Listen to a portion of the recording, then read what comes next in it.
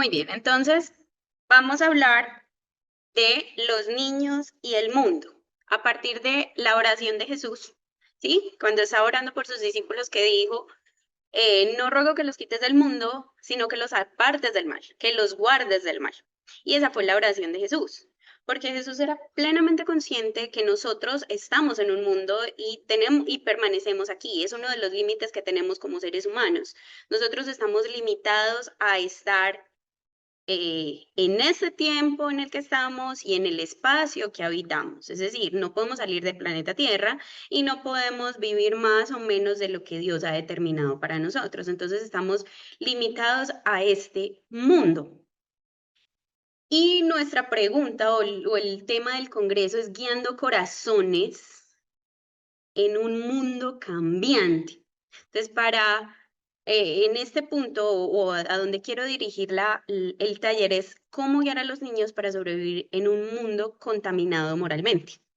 Porque si bien estamos en un mundo cambiante, nosotros tomamos este mundo como que está contaminado moralmente. Entonces vamos a ir desglosando términos y empezaremos desglosando términos eh, en primera instancia en lo que es mundo.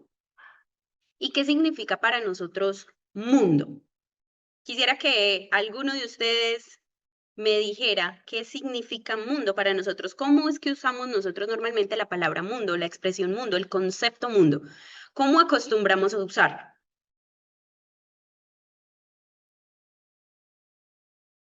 ¿Alguien quisiera decir su opinión?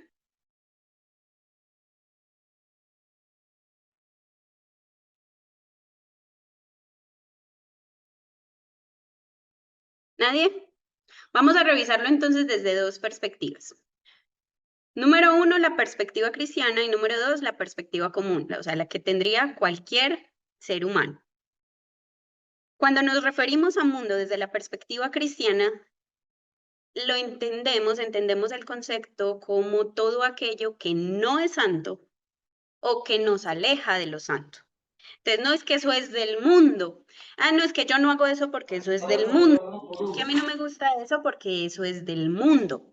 Y nosotros, cuando usamos esa expresión así, estamos refiriéndonos a lo que nos aleja de Dios, a nosotros como cristianos, desde nuestra perspectiva cristiana, llamamos mundo a todo lo que nos está alejando de Dios. Y ese es como el concepto que nosotros tenemos cuando nos expresamos acerca del mundo, usamos ese concepto. Y cuando lo buscamos en el Nuevo Testamento, por ejemplo, en la Biblia, también nos da esa idea de que es todo eso aparte de Dios, todo ese sinfín de cosas, de conceptos, de costumbres, de ofertas, etcétera, que nos alejan de lo que es Dios y de su santidad. Pero en la perspectiva común también uno escucha a personas no cristianas que hablan del mundo. No es que el mundo está así, es que el mundo hace esto, es que el mundo va para allí o va para allá, es que el mundo. Entonces la gente del común también habla del mundo y es un concepto muy común. Pero ¿a qué se hace referencia cuando alguien no cristiano está hablando del mundo?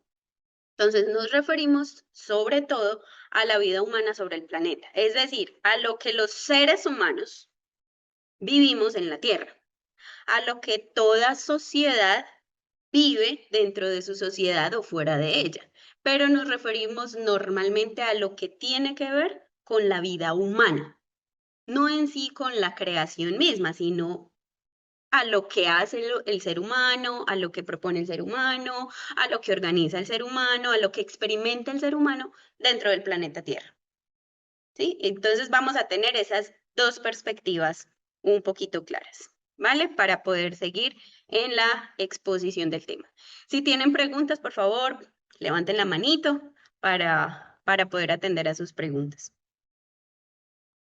Entonces, en ambas perspectivas, el concepto mundo tiene varias implicaciones. En todas estas conceptualizaciones de mundo, vemos al mundo como un sujeto. Es decir, es como si fuera una persona, es como si fuera un ser individual, dueño de sí mismo o algo así. O sea, es un sujeto. Se habla de mundo como si fuera alguien. como si fuera una persona, como si fuera un ente particular. Entonces, para empezar, tenemos que entender el mundo como un sujeto. Pero ese sujeto tiene ciertas características. Es un sujeto en constante cambio. De hecho, si no estuviese en constante cambio, no tendríamos este tema para el Congreso, que es guiando corazones en un mundo cambiante. Entonces, se presupone que el mundo como sujeto está en constante cambio, es decir, no siempre es el mismo. Pero también como sujeto es influyente e influenciable. Porque de acuerdo a lo que nosotros hagamos, podemos cambiar el rumbo del mundo. Pero de acuerdo a cómo va el mundo, puede cambiarnos a nosotros o influir en lo que nosotros pensemos del mundo, percibamos del mundo y decidamos de nuestra vida en el mundo. Entonces es un sujeto en constante cambio, pero es un sujeto influyente e influenciable. Y además de eso es un sujeto sometido a ciertos poderes. ¿A qué tipo de poderes? Poderes materiales y poderes inmateriales. Y no estamos hablando aquí necesaria y exclusivamente del poder de Dios o de la soberanía de Dios sobre el mundo, porque eso nosotros como cristianos lo presuponemos y para nosotros es eh, evidente que ahí está presente la soberanía de Dios. Entonces, ¿a qué poderes me estoy refiriendo cuando digo que el mundo está sometido a esos poderes? Materiales. El mundo, los cambios del mundo, el progreso del mundo, etcétera, está sometido a qué tantos recursos hay, a cómo está el estado de la capa de ozono, a qué tantos recursos tenemos disponibles, a qué tanto de el mundo, del planeta, estamos teniendo acceso, hemos descubierto o hemos utilizado. Entonces, está sometido a esos poderes, pero también poderes inmateriales. Y ahí sí viene no solamente la soberanía de Dios, sino lo que nosotros podemos hacer en el mundo, por el mundo y con el mundo. Es decir, las decisiones que nosotros como seres humanos tomamos sobre los recursos naturales, sobre la creación, sobre los animales, las plantas y todos los demás seres vivos, sobre los territorios, cómo los ubicamos, cómo los explotamos, qué hacemos con ellos, etcétera. Entonces, el mundo en sí mismo es un sujeto, pero está sometido a todos esos poderes. No es un ente con vida. Nosotros somos los que podemos hacer algo por el mundo, en el mundo y con el mundo, pero puede estar, y el mundo no tiene cómo defenderse a sí mismo, ¿sí? Porque no está vivo. Sin embargo, lo tomamos como un sujeto. Ahora, si vamos a hablar de ese cambio del mundo, que es un mundo cambiante, ese cambio del mundo se produce por diferentes razones. La primera de ellas es que se produce por las necesidades o requerimientos de la sociedad. ¿Quiénes son los que ejercen cambios en el mundo? Los que viven en él, los que sí están vivos dentro de él, los que sí pueden efectuar cambios en él. Y nosotros los cambios que ejercemos o que producimos en el mundo muchas veces están relacionados o por nuestras necesidades o por nuestros deseos. No siempre son nuestras necesidades las que nos llevan a hacer cambios en el mundo. No siempre es una necesidad de hacer explotación para los recursos naturales. No siempre es una necesidad, pero a veces es un requerimiento o un deseo que tenemos, porque necesitamos energía eléctrica, porque necesitamos, qué sé yo, gas o otras fuentes de energía, etcétera. Entonces explotamos el mundo. También requerimos muchas otras cosas que a veces no son necesidades, por ejemplo, casas grandes o alimentación más procesada o un montón de cosas que implican que en el mundo hayan cambios. Y en este sentido, no solo en el mundo como el planeta, sino en el mundo como sociedad. Porque todo eso que hacemos cambia la sociedad y el rumbo de la sociedad y la forma de pensar de cada grupo social. Pero también este cambio del mundo se evidencia mediante la adaptación, progreso o evolución de la sociedad o lo que se refiere a ella, a la sociedad. Es decir, que si surge una necesidad, tenemos que buscar los medios y hacer los cambios y transformaciones necesarios para podernos adaptar a eso que surgió. Eso va a traer entonces ciertos cambios en la sociedad que secularmente vamos a conocer como progreso o evolución social. Entiéndase qué cosa. Por ejemplo, Han habido pandemias y han habido epidemias y han habido enfermedades que han afectado gran parte de la población mundial. Pero la última pandemia, sí se puede decir que fue pandemia, no tuvo los medios porque el mundo no estaba en ese punto de cambio o en ese punto de progreso para sobrellevar los efectos de esa pandemia. Digamos, la peste negra, que fue una de las enfermedades más grandes y que hizo más estragos en la humanidad. Si hubiesen tenido los medios que tuvimos en la anterior pandemia del COVID-19, quizá hubiese muerto tanta gente o quizás se hubiesen perdido tantas vidas, se hubiese podido evitar, se hubiesen podido hacer más cosas de las que se hicieron o de las que sabemos que se hicieron. Realmente no. ¿Por qué? Porque el cambio del mundo no era suficiente y no estaba adaptado a lo que estaba pasando en ese momento. Entonces, incluso en esta pandemia del COVID-19, estábamos tan adaptados y teníamos tal nivel de progreso que incluso la educación no se detuvo. Encontramos los medios tecnológicos para que la educación siguiera. La iglesia también. La iglesia y la reunión y la congregación eclesial no se detuvo. Encontramos los medios de progreso, de evolución social, para poder seguirnos reuniendo a pesar de estar distanciados físicamente. Entonces, esos son cambios en el mundo. Ahora, ¿qué vemos también de ese cambio constante en el mundo? Que ese cambio es forzado a veces, o ejecutado por el hombre. De todas las especies dentro de la vida, de todas las especies de seres vivos, el único que fuerza y ejecuta cambios en el mundo es el hombre.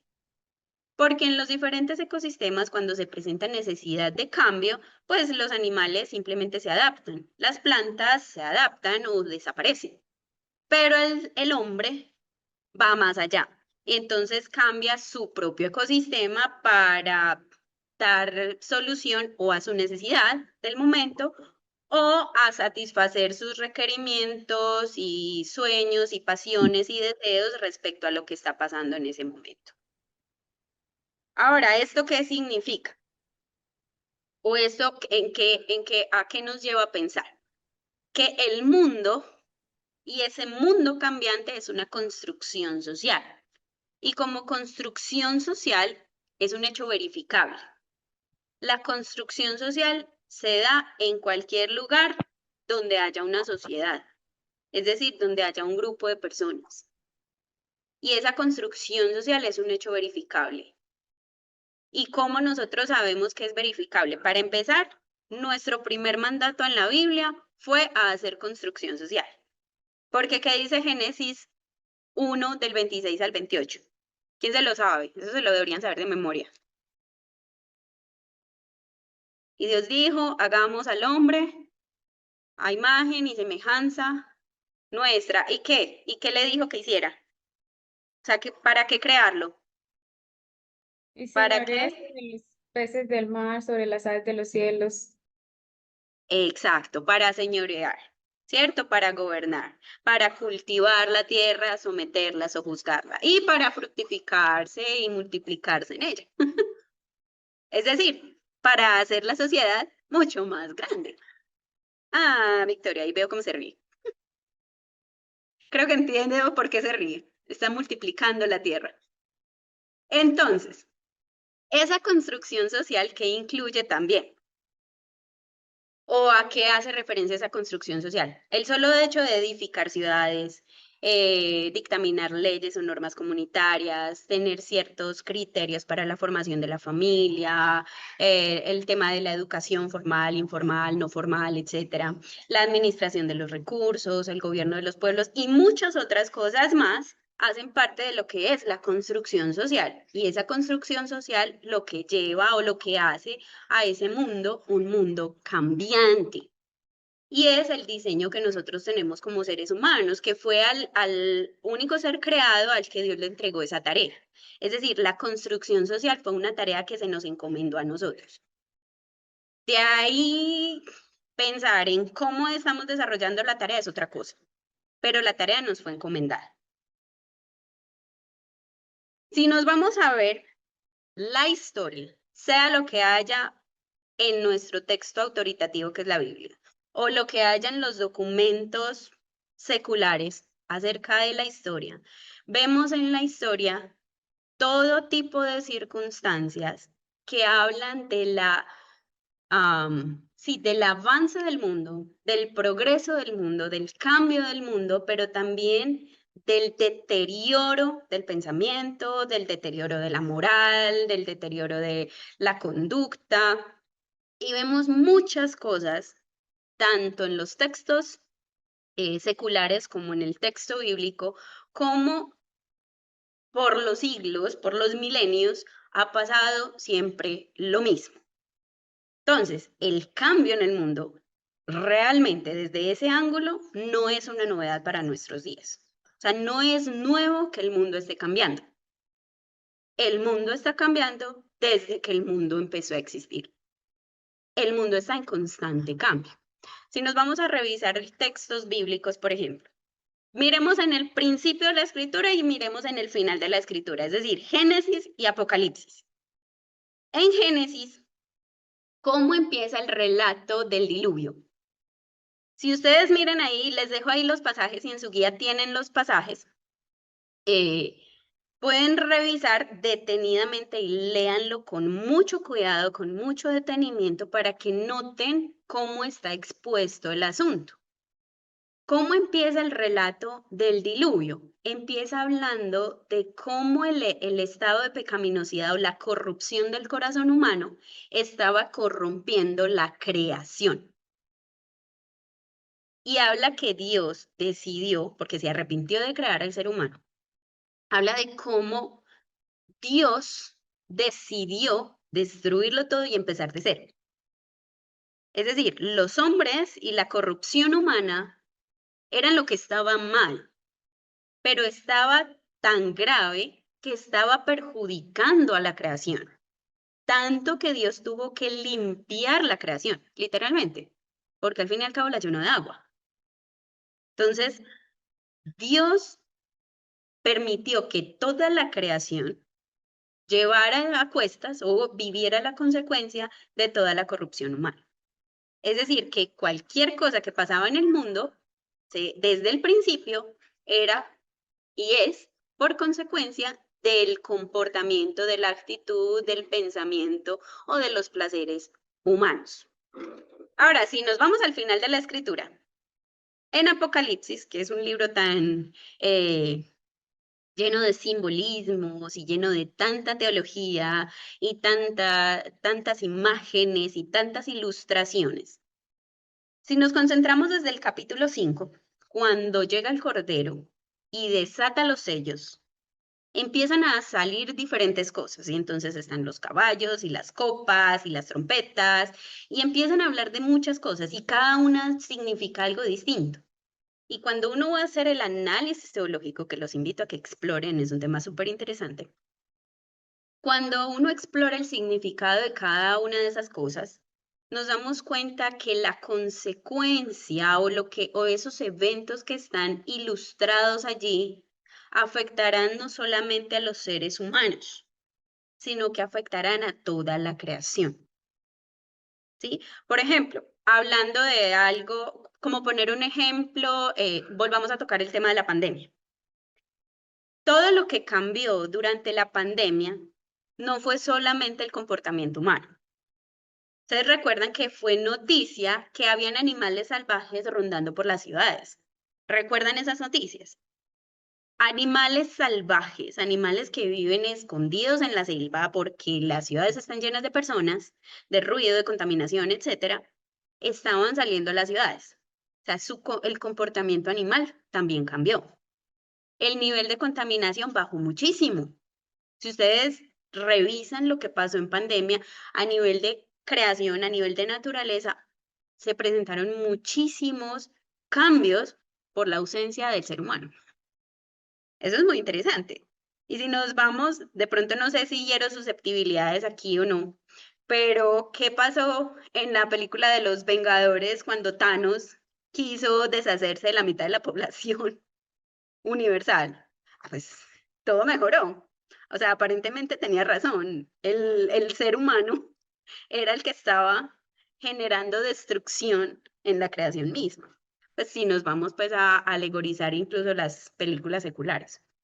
Pero démonos cuenta, o la idea aquí, el punto aquí es que todo lo que nosotros lleguemos a hacer, todo lo que nosotros hagamos y todo lo que hacemos y lo que hemos hecho como seres humanos no afecta solo nuestro mundo humano, afecta al mundo como planeta, afecta al mundo como creación.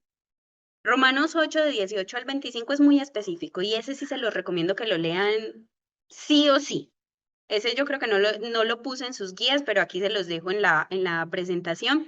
Pero para que tomen en cuenta ese pasajito, Romanos 8 18 al 25. Habla específicamente de cómo la creación, o sea, de cómo tenemos esa esperanza de la restauración de la creación. Cuando Dios restaure nuestras vidas. Es decir, al restaurarnos a nosotros, restaurará también la creación. Eso es muy bonito, es un pasaje muy bonito. Ahora, si tenemos todo eso en cuenta y mencionamos incluso otros pasajes, por ejemplo, Sodoma y Gomorra o la cultura babilónica o bueno, Mesopotamia o Babilonia, los persas, los griegos, los romanos y todas esas sociedades y lo que vivían esas sociedades, lo que proponían y cómo vivían su sociedad, nos vamos a dar cuenta que la podredumbre es mucha. El ser humano siempre ha sido así, siempre. Es decir, por eso digo, el cambio en el mundo no es una novedad en nuestras vidas. El mundo siempre ha sido así, siempre ha estado contaminado. ¿Por qué? Por el pecado del ser humano. ¿Pero qué significa todo esto? ¿Que no debemos alterarnos por lo que vimos en nuestros días? ¿Acaso todo lo que estoy diciendo significa que no debemos preocuparnos? Como diría el apóstol Pablo, de ninguna manera. Sí debemos estar alerta y muy alerta, muy alerta. ¿Por qué? Porque la oferta del mundo no es nueva para los seres humanos. Como esté presentada o como venga o en el tiempo que venga, en el instante en que se te presentó, la oferta del mundo siempre se reduce a lo mismo, a todo lo que pueda alejarnos y separarnos permanentemente de Dios. Entonces, sí debemos estar alerta.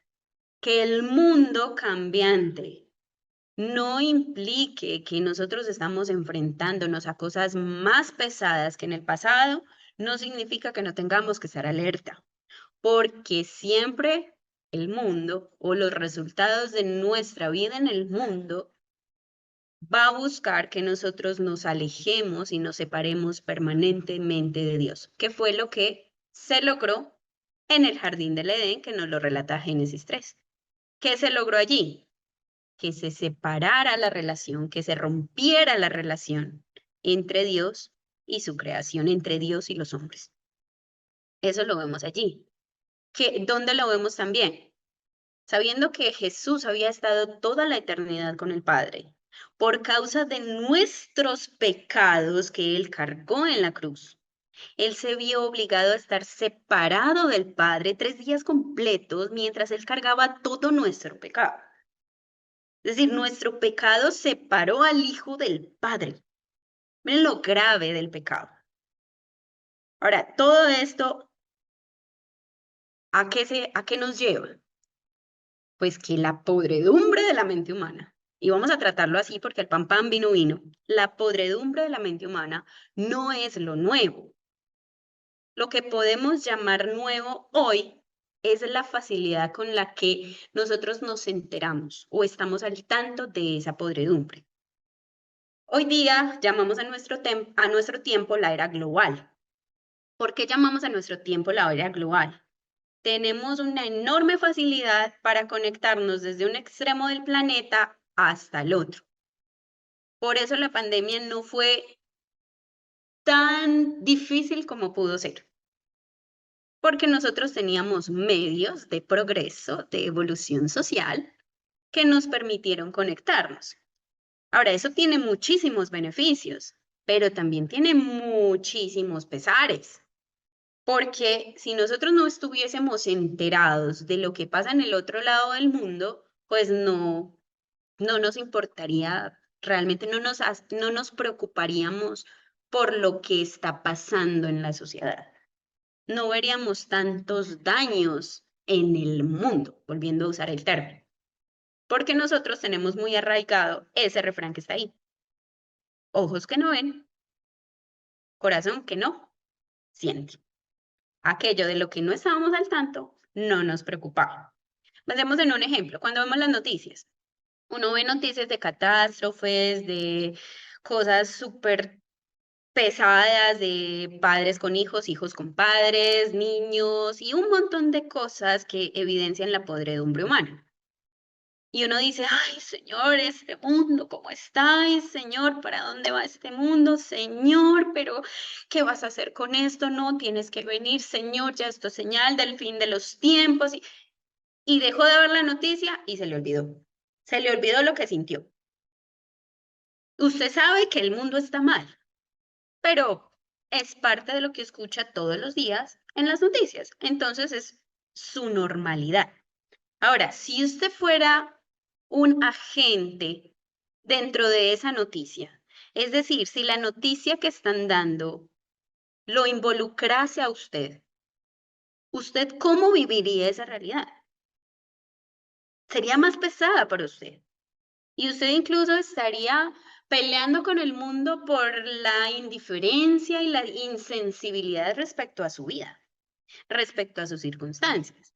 ¿Por qué? Porque aquello de lo que no estábamos al tanto, aquello que no nos afecta, no nos preocupa realmente. Entonces, ahora, ¿por qué estamos tan preocupados con el mundo cambiante o con el mundo inmoral de hoy? Porque está tan a flor de piel, está llegando a todas las esferas de la vida social, que está afectando a mis hijos, está afectando a mis sobrinos, está afectando a mi esposo, me está afectando a mí, está afectando todo mi contexto. Entonces, ahora que sí me está tocando a mí, entonces ya sí me voy a preocupar. Y eso es lo que le está pasando a la iglesia. La iglesia siempre ha sabido de la podredumbre humana y de lo que la podredumbre humana le hace al planeta, de lo que le hace al mundo. Pero como ahora sí nos está tocando la fibra, entonces ahora sí nos estamos preocupando. Pero entonces, ¿qué hacer al respecto? ¿Cómo guiamos a los niños para vivir en este mundo? Que no es nuevo sustancialmente, pero que sí está cambiando. Eso es una paradoja muy interesante, porque no siendo nuevo el cambio del mundo, sí nos está enfrentando a muchos cambios que nos implica a nosotros hacer algo al respecto. Entonces vamos a ver algunos puntos que necesitaríamos tener en cuenta o que debemos enseñar en nuestros niños o promover en nuestros niños. Lo primero es, los niños necesitan ser cristianos. ¿Por qué necesitan ser cristianos? Porque no hay nadie que haga lo bueno. No hay ni siquiera uno, por cuanto todos están destituidos de la gloria de Dios. Todos, por cuanto todos pecaron, es que están destituidos de la gloria de Dios. Todos, no hay ni siquiera uno bueno. Eso incluye a los niños. Es decir, todos pecaron, todos están destituidos de la gloria de Dios, ninguno es bueno. Por lo tanto, los niños necesitan la salvación. Cada uno debe tomar su cruz y eso los incluye a ellos. Y si cada uno debe tomar su cruz para seguir a Jesús, los niños necesitan entender claramente cuál es la lucha que vive cada cristiano. Esa lucha, Pablo nos la presenta en diferentes cartas, en Romanos es bastante explícita, desde el capítulo 6 hasta el capítulo 8, y habla de lo que hago, pero que no quiero hacer, de los impulsos que tengo y que lucho con esos impulsos, aunque no quiero hacerlo, pero lo termino haciendo, y es esa lucha constante. Si no tenemos a Dios, no importa lo que hagamos, nada de eso nos va a pesar, porque sin Dios ni siquiera hay conciencia de pecado. Sin Dios no hay conciencia de esa podredumbre del ser humano. Sin Dios no somos conscientes que el camino por el que va el mundo es culpa de los seres humanos y no de la creación. Es culpa de los seres humanos y del pecado de los seres humanos y no culpa de Dios. Es soberanía de Dios, sí, y Él lo permite, sí, pero son efectos y consecuencias de lo que nosotros somos como seres humanos. Entonces los niños necesitan entender eso. Y para librarse de eso, pues tienen que entender lo que implica ser cristiano y esa cruz que tienen que cargar. Cuando ellos lo entienden y se convierten y creen por sí mismos, pues ellos van a vivir esa lucha. Y ustedes tendrían que escuchar a los niños. Yo creo que ustedes han experimentado lo que es escuchar la lucha de los niños en su colegio, por ejemplo, cuando no estudian en un colegio cristiano, o cuando están en el barrio con niños no creyentes. Y cómo luchan con los que sus amigos, con lo que sus amigos creen, con lo que sus amigos piensan, con lo que sus amigos explican de las cosas más cotidianas de la vida. Por ejemplo, el tener que obedecerle a los papás y no esconderles cosas a los papás.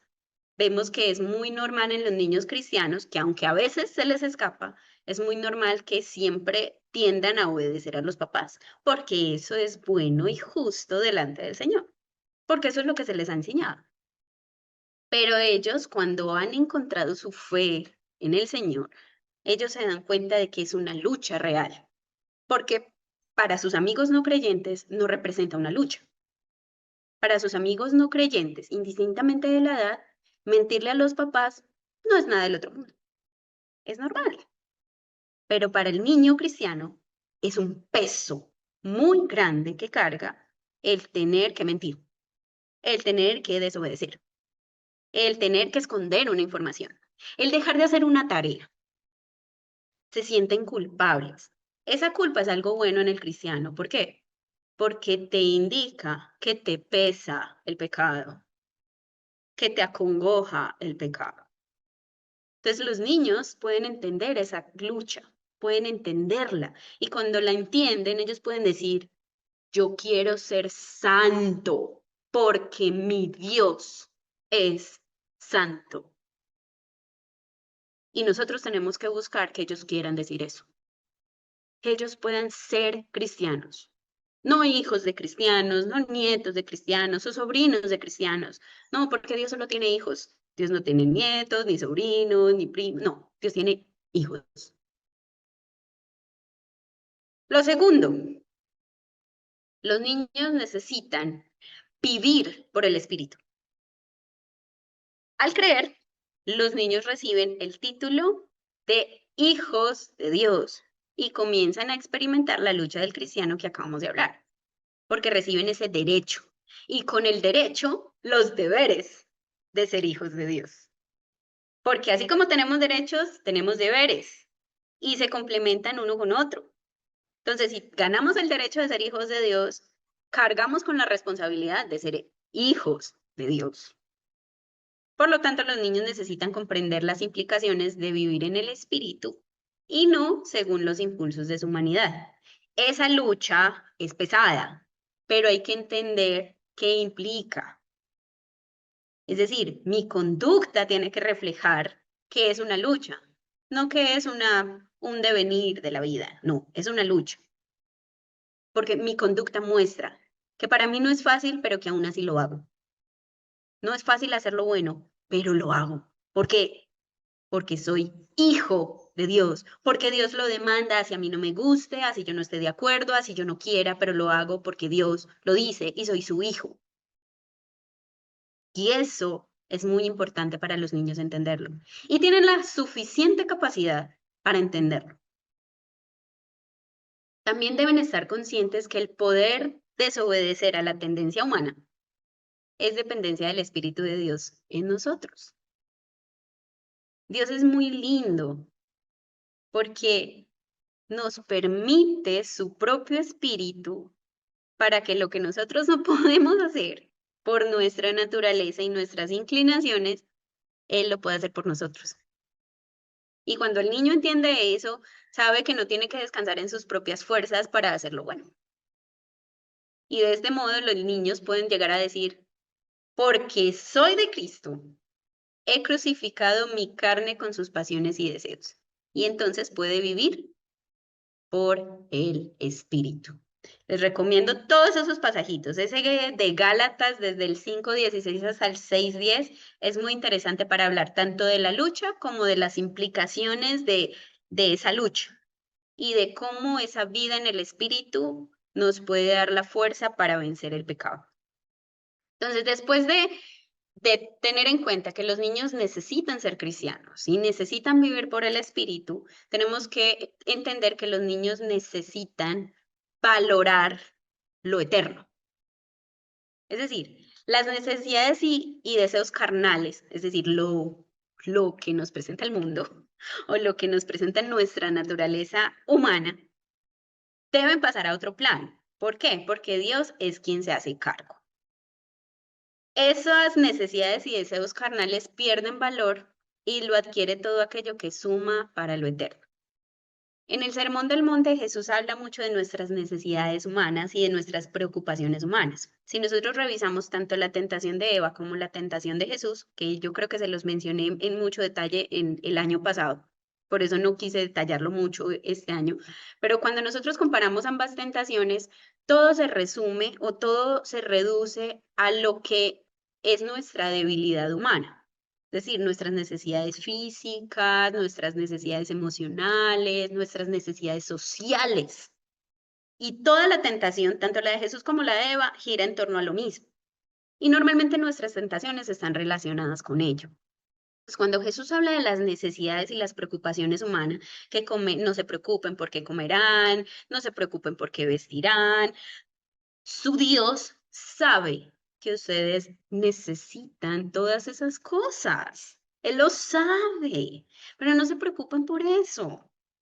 Busquen primeramente el reino de Dios y su justicia, que todo lo demás, exacto, Carolina, exacto, todo lo demás será añadido. Todo será añadido. Entonces, si todo eso resulta una preocupación y una ansiedad para nosotros, y eso incluye a los niños, porque si no tienen el juguetico de moda, si no tienen el bolsito de moda, si no están jugando el videojuego de moda, para ellos es un mundo y es una tensión y es una preocupación constante. Igual que para nosotros las deudas, o el que no tengo casa, o el que no me pagaron el sueldo, o que no compré la pinta del mes, etcétera, porque todo se reduce a lo mismo, mis necesidades y deseos carnales. Entonces, cuando yo me concentro en valorar lo eterno, me doy cuenta que lo eterno es lo que es valioso. Y si nosotros nos vamos a revisar lo que está en el tercer ítem, Dios nos equipa para la defensa y el ataque, para la lucha cotidiana. Si conocen ese pasaje y como maestras y maestros de escuela dominical o maestros de chicos, de jóvenes o incluso padres de familia, vamos a reconocer ese pasaje, que es el de la armadura de Dios. Entonces, cuando valoramos ese equipamiento de la armadura, que vamos a repasarlo sin leerlo, vamos a repasar, es el escudo de la fe, la coraza de la justicia, el yelmo de la salvación, el cinturón de la verdad y el calzado de el evangelio de la paz y la espada del espíritu que es la palabra de Dios. Son cosas intangibles, son verdades eternas, pero son verdades eternas que porque nos equipan para la batalla, tanto para la defensa como para el ataque. Porque si yo conozco, si yo estoy consciente de mi salvación, esas preocupaciones pasan a segundo plano. Si yo sé cuál es la verdad de Dios, todo lo que me ofrezca el mundo, voy a entenderlo como algo falso, algo sin sentido, y entonces lo voy a repeler. Si yo estoy consciente de la justicia, también estoy consciente de la ira de Dios y de su misericordia. Por lo tanto, voy a mostrarla también a los otros y me voy a preocupar por su salvación. Y entonces voy a querer que ellos sepan esa verdad, que ellos obtengan esa salvación y que Dios les regale el don de la fe para poder creer en todo eso. Por lo tanto, yo voy a ser un emisor, un embajador del Evangelio de la paz y voy a estar evitando los conflictos, las peleas, las riñas, las cizañas y todos los paqueados que se desencadenan a partir de eso. Entonces, miren que pueden ser verdades eternas, pero que son aterrizadas a la cotidianidad. Porque si yo soy consciente de esas verdades y las entiendo, puedo ver cómo afectan mi mundo diariamente. ¿Sí? Y de ese modo los niños entonces, al valorar lo eterno, pueden decir, no soy vencido por lo malo, sino que venzo el mal con el bien. Y pueden leer todo Romanos 12, que habla de cómo transformamos nuestro pensamiento conforme a la voluntad de Dios y todo lo que dice Romanos 12, que lo usamos bastante para hablar del mundo. Pero miren, entonces tenemos que llevar a los niños a necesitar ser cristianos, a vivir por el Espíritu, a valorar lo eterno. Y fuera de eso, a vivir en dependencia. ¿Por qué en dependencia? El ser dependientes implica o nos habla de nuestros propios limitantes, de nuestras propias necesidades. Es decir, que la capacidad para vencer el mal no está en nosotros, porque nosotros somos ineptos para la tarea. Nosotros no podemos vencer el mal solitos, porque el mal es muy pesado y nuestra naturaleza es débil frente al mal. De manera que nosotros necesitamos a alguien que sea más fuerte que el mal. Por eso la Biblia nos habla de que mayor es el que está en nosotros que el que está en el mundo. Porque quien no es nuestra fuerza es el que sí puede vencer al mal, no nosotros. Porque nosotros siendo imagen de Dios y siendo parecidos a Él y que Él comparta ciertos atributos con nosotros, no implica que nosotros seamos Dios. Porque hay atributos que evidencian categóricamente esa distinción entre Dios y nosotros. Por lo tanto, muestran esa imposibilidad de nosotros para poder hacer las cosas. Entonces, nos muestra la imposibilidad que tenemos de poder vivir solos. Y hablando de solo algunos, que lo encuentran una descripción muy chévere en un libro, específicamente se trata de la consejería bíblica, de la teología de la consejería bíblica, pero específicamente hablando de la teología de Dios dentro de cuando aconsejamos. Habla de estos atributos de Dios como lo que lo distinguen de nosotros. Y solo mencionando estos. Mire, son los ovnis. Y no estoy hablando de los objetos voladores no identificados. Estoy hablando de los ovnis, que son los todo. Es decir, primero es autosuficiente, es decir, Dios no necesita nada para existir, pero tiene todos los ovnis. Todo, toda presencia, toda ciencia, toda sapiencia, toda potencia. ¿Sí? Entonces hablemos de cada uno. La autosuficiencia, Dios no necesita nada para existir. La omnipresencia, Dios está en todas partes, en todo tiempo. Es decir, no hay cómo escaparse de Dios. No hay dónde esconderse de Dios. Por lo tanto, no hay por qué sentirnos solos. Porque si Dios está en todas partes, en todo momento, y nosotros no tenemos cómo escondernos de Él, no tenemos cómo sentirnos solos en la lucha. La omnisciencia de Dios habla acerca de el conocimiento de Dios y su saber. Dios todo lo sabe, todo lo conoce, todo el tiempo. Y es diferente de la omnisapiencia, porque así como Él sabe todo, conoce todo, todo el tiempo, Dios sabe ese conocimiento, cómo sirve, para qué sirve, cuándo sirve y lo entiende a la perfección. Entonces no solamente tiene el saber y el conocimiento, entiende ese saber y ese conocimiento y sabe cómo aplicarlo en el momento más apropiado. Y se une con la omnipotencia, porque si tiene todo saber y todo conocimiento, lo entiende a la perfección y sabe cómo aplicarlo, tiene el poder para aplicarlo. Tiene el poder para volverlo una realidad. Mientras que nosotros no tenemos nada de eso. Necesitamos aire para poder vivir. Pero si nuestro cerebro no funcionara, ni siquiera que tuviéramos aire sería suficiente para poder vivir. Estamos limitados por tiempo y espacio, así que no estamos en todo lugar a todo tiempo. No sabemos todo y mucho menos todo el tiempo. Y no entendemos muchas veces ni siquiera lo que sí sabemos. No lo entendemos necesariamente y mucho menos lo entendemos cómo aplicarlo a nuestra vida.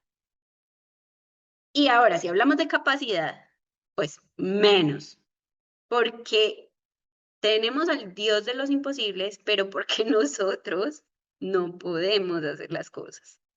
Entonces, en todos esos atributos mostramos dependencia absoluta de Dios. Y en esa dependencia o esa conciencia, y yo no sé si se han dado cuenta los que miran la ortografía, no estoy usando conciencia con C, estoy usando conciencia con SC. Y quiero que vean esa diferencia, porque yo no estoy hablando de conciencia moral, estoy hablando de conciencia de darse cuenta. A esa conciencia es que me estoy refiriendo. Entonces, esa conciencia de dependencia nos hace necesitarlo a Él. Y al necesitarlo, nos produce la necesidad de buscarlo. ¿Y qué más? Y acercarnos a Él. Y por su gracia podemos hacerlo. ¿Mediante qué? Llámelos medios de gracia, llámelos disciplinas espirituales, llámelo como quiera. Pero Él nos presenta muchas estrategias para podernos acercar a Él. Una de ellas es la oración. Mediante la oración Dios no necesita que nosotros le oremos, porque Él conoce nuestros pensamientos, nuestras intenciones, nuestras necesidades mejor que nosotros mismos.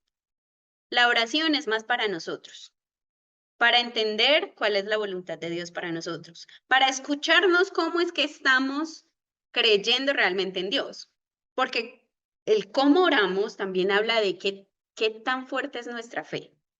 Porque yo puedo creer que es la voluntad de Dios y yo creo en la soberanía de Dios y en el poder de Dios, pero cuando yo oro, yo le demando cosas. Entonces, mi oración muestra en dónde está mi fe. ¿Realmente creo en la superioridad de Dios? ¿O tengo a Dios como amuleto o como esclavo mío, como sirviente?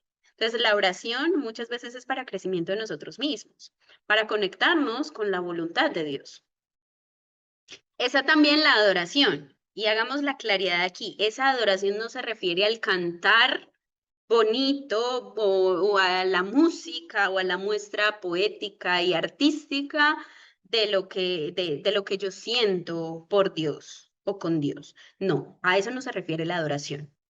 La adoración se refiere a lo que yo hago en cada día, con lo que como, con cómo trato a los demás, en cómo me comporto como mamá, como esposa, como hija, como amiga, como ciudadana, en cualquier rol que desempeñe, cómo yo glorifico a Dios, cómo yo le doy ofrenda a Dios, cómo yo le doy honor a Dios, cómo doy gloria a su nombre a través de mi vida. La otra forma es el testimonio escrito.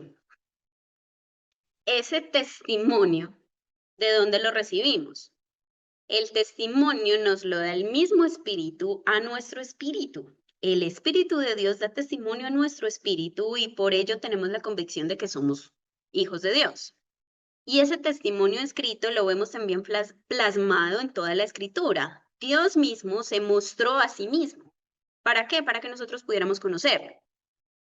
Ahora, si nosotros no estudiamos ese testimonio, y no estudiamos quién es Dios, cómo es Dios, qué le gusta, qué le agrada y todo eso, vamos a tener que enfrentar el pecado que enfrentó el pueblo de Israel, que en Oseas 4 bien se describe. Y es que ellos pecaron, ¿por qué? Por falta de conocimiento. De manera que nosotros tenemos todos los medios para acercarnos a Dios. Y no solamente, y ahí no se queda, porque Dios también conoce nuestras debilidades.